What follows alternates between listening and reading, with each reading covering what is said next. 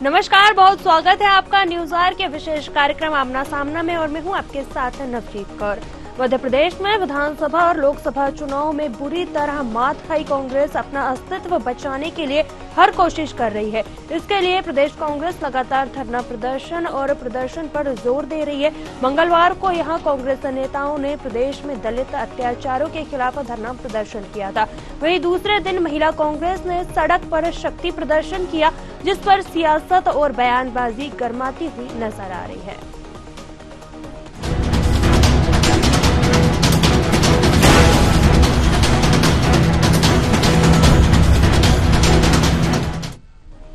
मध्य प्रदेश में महिला अपराध पर कठोर कार्रवाई की मांग को लेकर प्रदेश महिला कांग्रेस ने हल्ला बोल धरना प्रदर्शन किया है। रोशनपुरा चौराहे से लेकर राजभवन तक मार्च निकाला गया। राजभवन में राज्यपाल को ज्ञापन देने जा रही महिला कांग्रेस कार्यकर्ताओं को पुलिस ने बैरिकेड कर रोक दिया। इस अवसर पर आपको बता दें कि प्रदेश महिला कांग्रेस के अध्यक्ष विभा पटेल का कहना है कि महिलाओं के साथ भाजपा के कहने पर पुलिस ने इस तरह का बर्ताव किया है।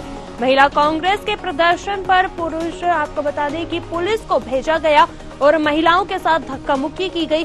वहीं आपको बता दें कि पूर्व मंत्री सज्जन सिंह वर्मा ने बीजेपी सरकार पर बड़ा हमला बोला। उन्होंने कहा, महिला कांग्रेस का आंदोलन है, लेकिन सरकार बड़ी निष्ठुर हो चुकी है। महिलाओं पर बीजेपी की सरकार में अत्याचार हो रहा है। उन्होंने कहा कि पूर्व पीएम राजीव गांधी ने महिलाओं को 33% आरक्षण देने की बात कही थी। अब लोकसभा में भी महिलाओं को 33% आरक्षण मिलना चाहिए। क्या कुछ कहा है, आप भी सुनिए। आज हमने यहाँ नारी न्याय आंदोलन किया है। हमारी ये मांग है कि महिलाओं के साथ हर दिन बलात्कार की घटनाएं बढ़ती जा रही हैं। मध्य प्रदेश में महिलाएं असुरक्षित हैं और अपराधी खुलेआम घूमते रहते हैं। हमारी ये मांग है कि इन अपराधियों के प्रति जो कानून बने हैं उनको सख्ती से लागू किया जाए, ताकि उनमें अपराधियों में कानून का भय हो। दूसरी ओर जो आरक्षण की बात भारतीय जनता पार्टी के नेता करते हैं, आज कहीं ना कहीं उन्हें आरक्षण लागू नहीं कर रहे हैं। इसके लिए जनगणना कराई जाए और जो आरक्षण विधेयक उन्होंने पास किया उसे शीघ्र लागू किया जाए। इसके साथ लाडली बहना में से जो नाम काटे जा रहे हैं वो नाम न काटे जाएं। वहीं बीजेपी प्रदेश अध्यक्ष बीडी शर्मा ने पूर्व मंत्री और कांग्रेस नेता सज्जन सिंह वर्मा पर पलटवार करते हुए कहा, ये कांग्रेस नहीं है जहां पदों के लिए काम किया जाता है। कांग्रेस को शर्म आना चाहिए। मध्य प्रदेश शांति का टापू है। भारतीय जनता पार्टी कानून बनाने से लेकर फांसी तक लटकाने का काम हमने किया है। कांग्रेस को पश्चिम बंगाल की तरफ भी देखना चाहिए। क्या कर रहे हैं टीएमसी के साथ खड़े होकर के कांग्रेस। चलिए आपको सुनवाते हैं उन्होंने क्या कहा है, फिर इसी मुद्दे पर चर्चा करेंगे। हमारी महिला विंग नारी न्याय नाम से ये आंदोलन है। आज हम किस निष्ठुर सरकार से अपेक्षा करते हैं। एक भुट्टा जिसके वहाँ मोहन यादव ने 2 दिन 3 दिन पहले खाया इंदौर में, गरीब ठेले वाली, उसकी कल लाइट काट दी गई। किस तरह का अन्याय। महिलाओं के नाम पे राजनीति जरूर करते हैं भाजपा के लोग, लॉलीपॉप देते हैं कि वोट मिल जाए, लेकिन जब उन्हें न्याय देने की बारी आती है तो बीजेपी सबसे पीछे रहती है।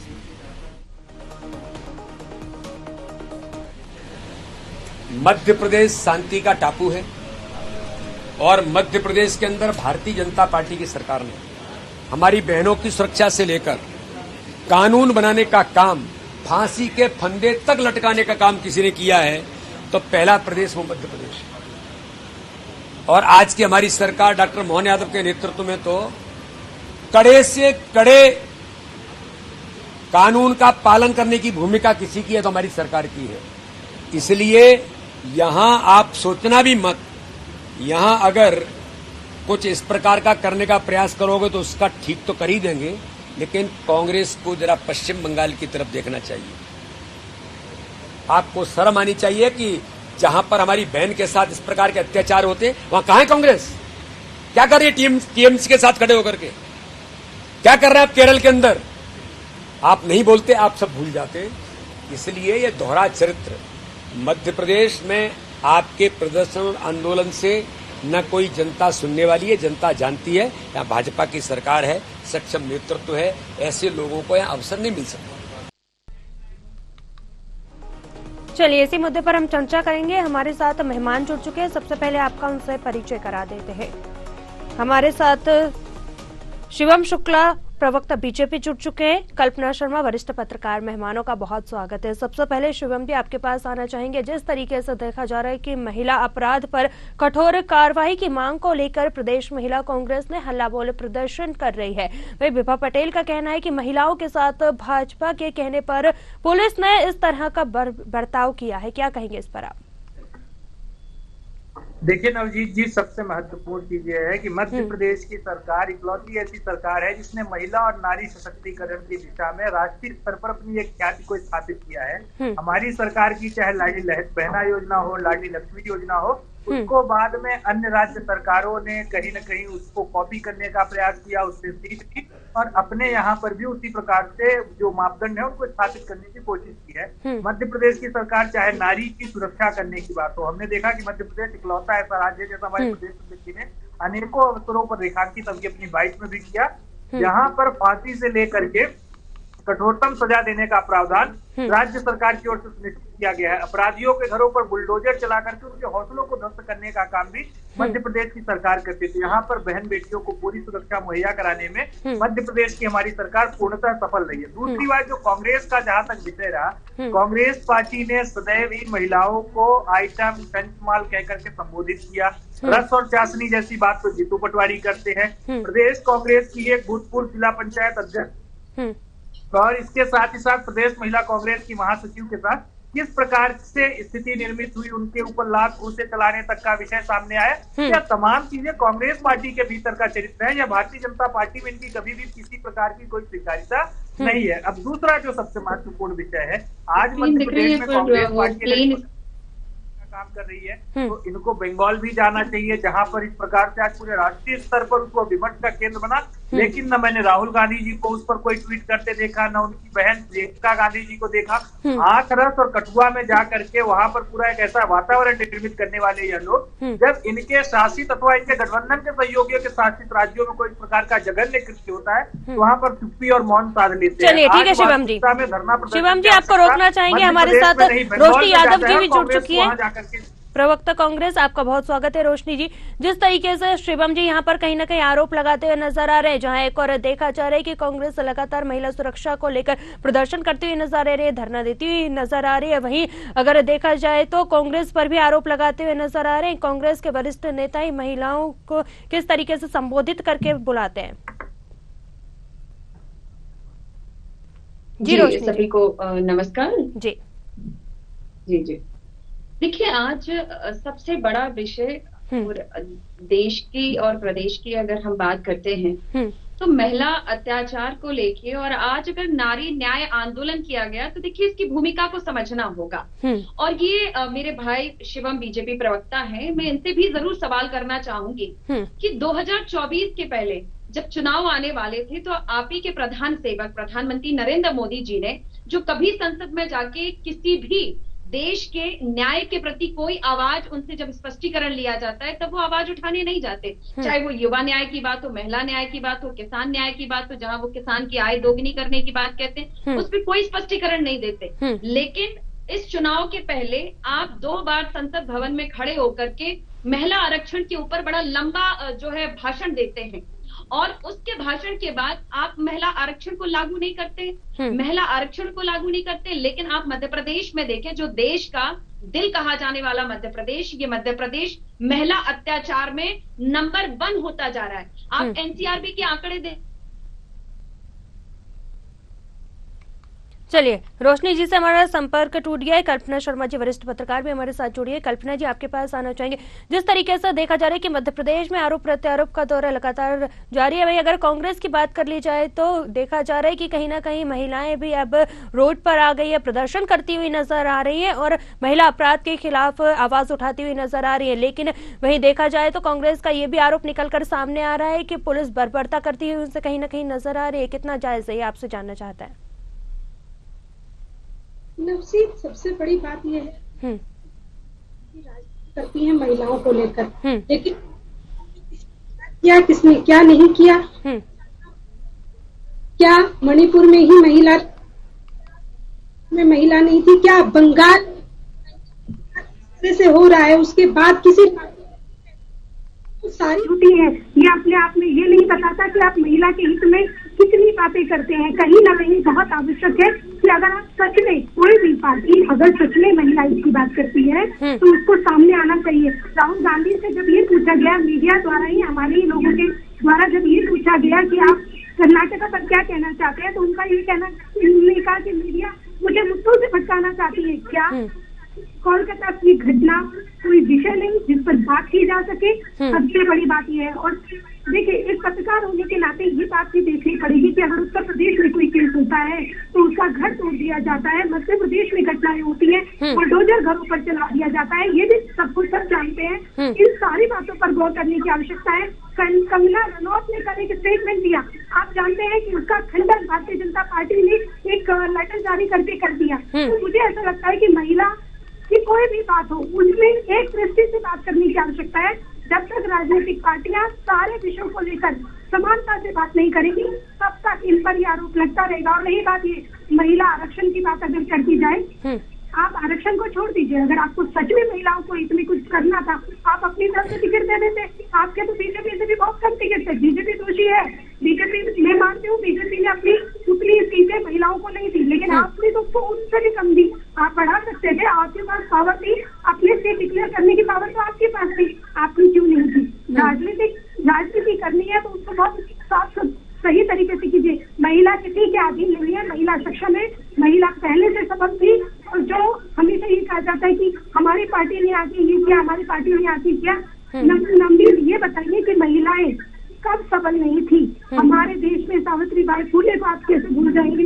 रानी लक्ष्मीबाई को कैसे भूल जाएंगे? इन सारी महिलाओं का इतिहास बहुत लंबा है, जिसको मैं चाहूँ तो यहाँ पर बता सकती हूँ। महिलाओं ने अपने आप को हर जगह प्रूव किया है। आज वो आप किसी राजनीतिक पार्टी के अधीन नहीं है कि कोई उनको आरक्षण देगा, कोई उनको पुट देगा। तब वो आगे योग्यता के दम पर महिलाएं अपने आप को हर बार प्रूव करती आई हैं। सुरक्षा को लेकर के महिलाओं पर जरूर बहुत सारे अत्याचार हर क्षेत्र में किए जाते हैं, उसको लेकर सरकार को काम करने की आवश्यकता। मुझे ऐसा लगता है कि सारी राजनीतिक पार्टियां यदि राजनीति से उठकर बात करेंगी तो ये दिन बहुत दूर नहीं कि जब इस विषय पर भी काम हो जाएगा। चलिए ठीक है, रोशनी जी आपके पास आना चाहेंगे। जिस तरीके से आपने अभी वरिष्ठ पत्रकार जी को सुना, वही अगर देखा जाए तो बीजेपी भी कहीं ना कहीं आरोप लगाती हुई नजर आ रही है कि कांग्रेस को पश्चिम बंगाल की तरफ भी देखना चाहिए, क्योंकि कांग्रेस के वरिष्ठ नेताओं का एक भी उसको लेकर कोई बयान सामने नहीं आया, जहां एक और कांग्रेस लगातार कहती है कि महिलाओं की हितैषी है वो। देखिए मैम, पहले तो मैं बता देना चाहती हूँ कि शायद थोड़ा सा जानकारी कम है।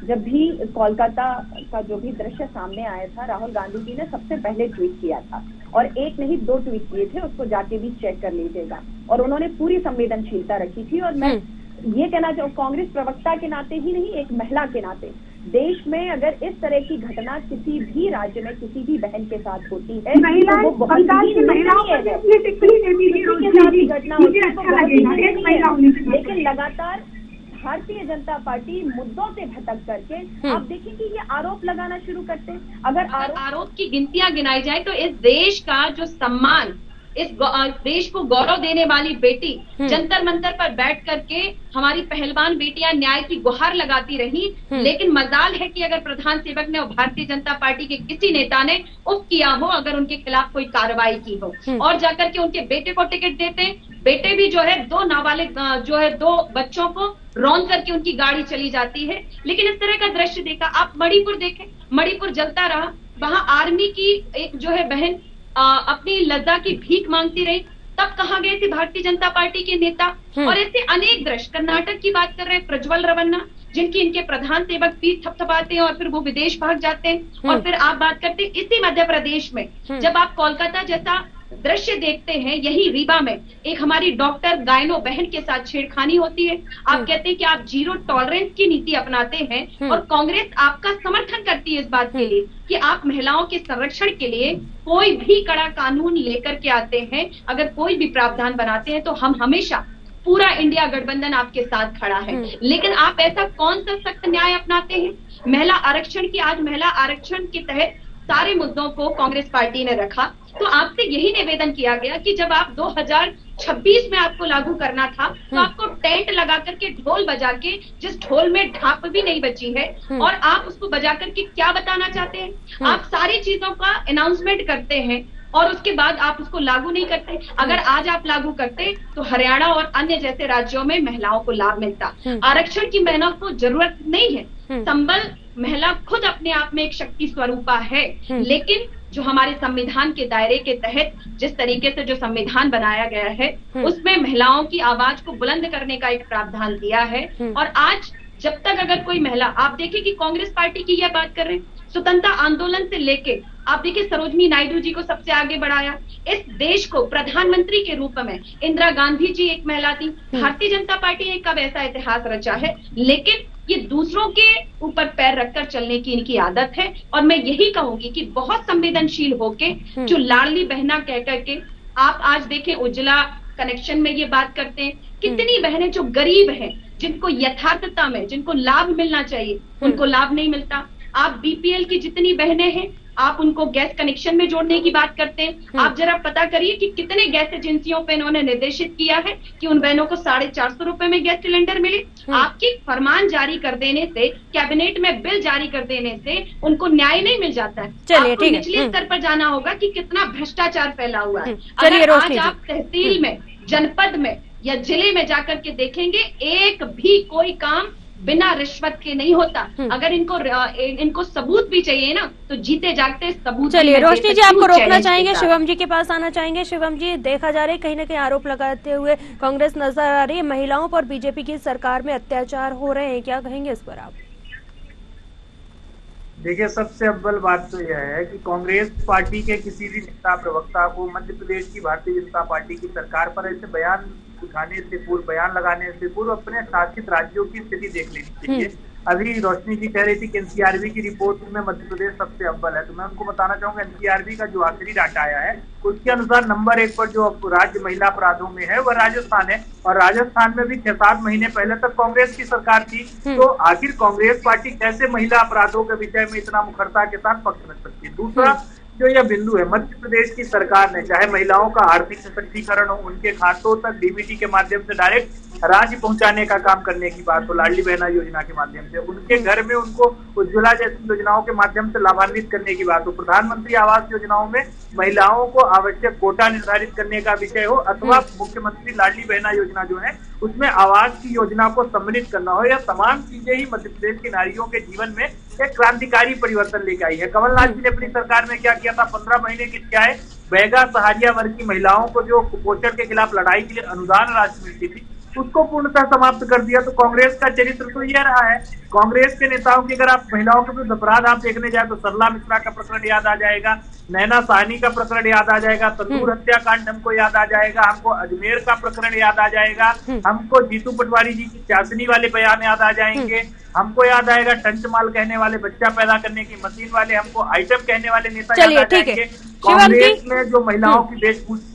आपके सवालों का जवाब रोशनी जी से ले लेते हैं। रोशनी जी, जिस तरीके से नैना साहनी का भी कहा गया है और वही अगर देख लिया जाए तो इमरती जी के ऊपर जो बयान दिया गया था उसको भी लेकर जो है कहीं ना कहीं सत्ता पक्ष कांग्रेस को घेरता हुआ नजर आ रहा है, क्या कहेंगे आप इस पर?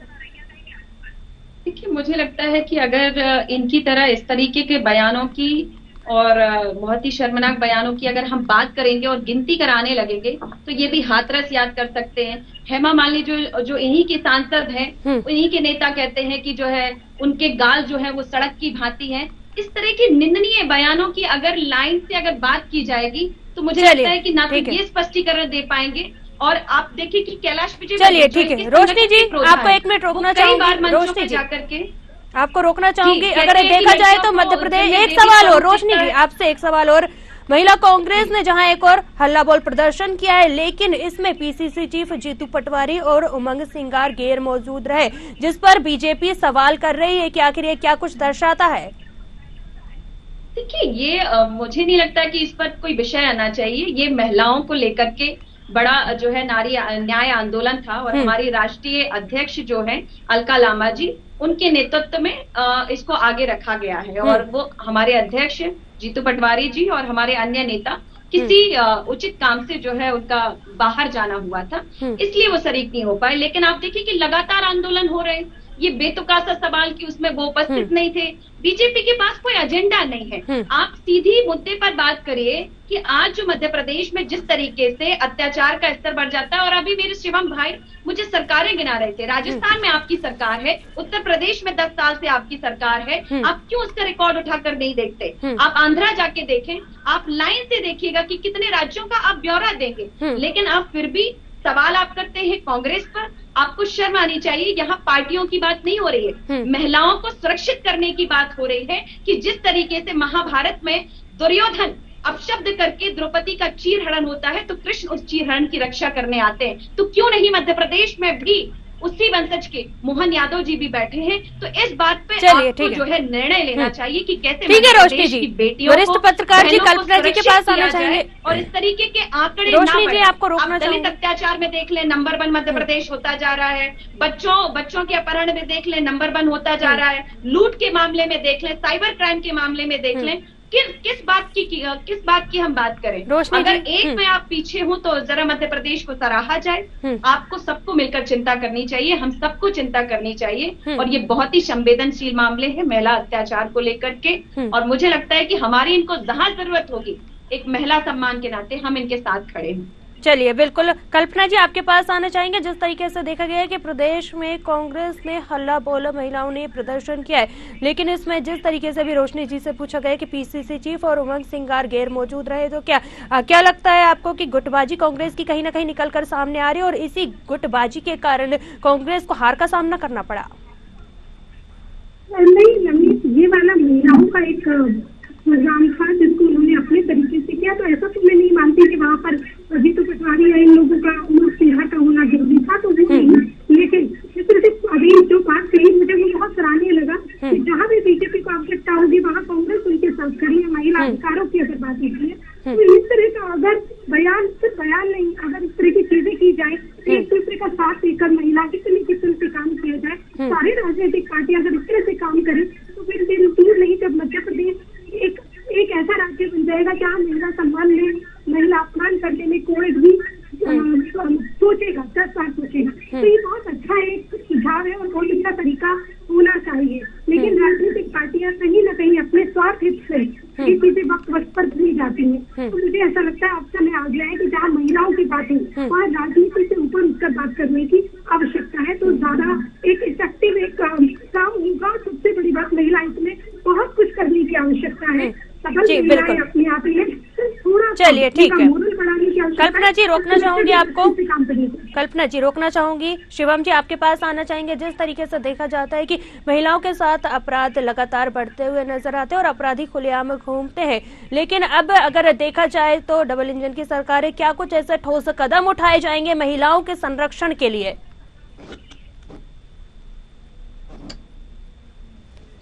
चलिए, शिवम जी से हमारा संपर्क टूट गया, तो जिस तरीके से शिवम जी आपके पास दोबारा से आना चाहेंगे और आपसे जानना चाहेंगे कि जिस तरीके से महिलाओं के सुरक्षा को लेकर बार बार सवाल खड़े किए जाते हैं, आपसे जानना चाहेंगे कि डबल इंजन की सरकार प्रदेश में अब किस तरीके से कठोर नियम बनाए जाएंगे अपराधियों के खिलाफ?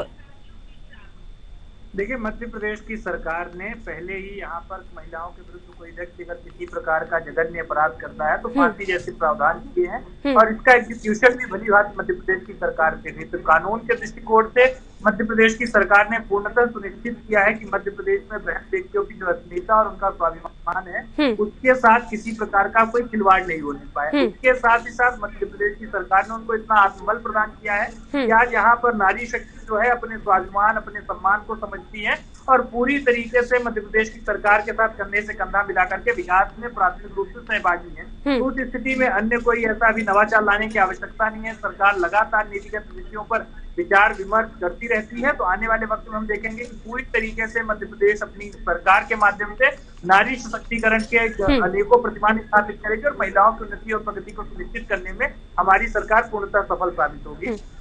चलिए, रोशनी जी आपके पास आएंगे। संक्षिप्त में आपसे जानना चाहेंगे कि अब कांग्रेस की आगे क्या कुछ रणनीति होगी, क्या कुछ कदम उठाएगी, क्योंकि प्रदर्शन तो हो गया है।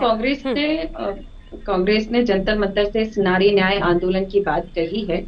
और हमारा ये निरंतर ये आंदोलन चलता रहेगा। नारी न्याय के लिए उनकी शक्ति को बढ़ाने के लिए जिस तरीके से महंगाई और आर्थिक तंगी से महिलाएं जूझती हैं, उन्हें कैसे बेहतर किया जाए, और हम इन सब सारी बातों के लिए लड़ाई लड़ते रहेंगे। क्योंकि आज सामाजिक दृष्टि से अगर देखा जाए तो जिस प्रकार से समानता का भाव, एक सामाजिक अधिकार और समानता का अधिकार जो महिलाओं को प्राथमिक रूप से मिलना चाहिए, क्योंकि वो सरपंच, जनपद, जिला पंचायत या विधायक या सांसद जब चुनी जाती है तो वो पूर्ण जिस तरीके से चुनी जाती है, वो अपनी 50% की भागीदारी उस सदन में खड़े होकर अपनी बुलंद आवाज के स्वरूप में दें। लेकिन आज भी हमारे देश की ये स्थिति है कि कई जो है महिलाएं पीछे से स्टैच्यू के रूप में नेतृत्व करती हैं। तो मेरा ये निवेदन है कि आगे जब भी संसद में इस तरह के विषय रखे जाते हैं, जब महिला आरक्षण की बात होती है, बिल की बात होती है, तो उसमें SC ST को आरक्षण दिया है तो OBC महिलाओं को भी आरक्षण दिया जाए, सबको दिया जाए, ताकि सबकी भागीदारी बराबर हो। बिल्कुल और सारी बहनों को और देश को, प्रदेश को एक समानता के रूप में आगे बढ़ाने का हम सब प्रयास कर सकें। चलिए, बिल्कुल, आप सभी मेहमानों का जुड़ने के लिए बहुत धन्यवाद। तो जिस तरीके से मध्य प्रदेश में देखा जा रहा है कि विधानसभा और लोकसभा चुनाव में पूरी तरह हार का मात खाने के बाद कांग्रेस अपना अस्तित्व बचाने के लिए हर कोशिश कर रही है। इसके लिए प्रदेश कांग्रेस लगातार धरना प्रदर्शन कर रही है और उस पर जोर भी देती हुई नजर आ रही है। मैं आपको बता दें कि कांग्रेस नेताओं ने प्रदेश में दलित अत्याचारों के खिलाफ धरना प्रदर्शन किया है, वहीं दूसरी ओर महिला कांग्रेस ने भी सड़क पर शक्ति प्रदर्शन किया है। चलिए, फिलहाल न्यूज़ आवर के विशेष कार्यक्रम आमना सामना में इतना ही। मुझे दीजिए इजाजत, आप बने रहिए न्यूज़ आवर के साथ। नमस्कार।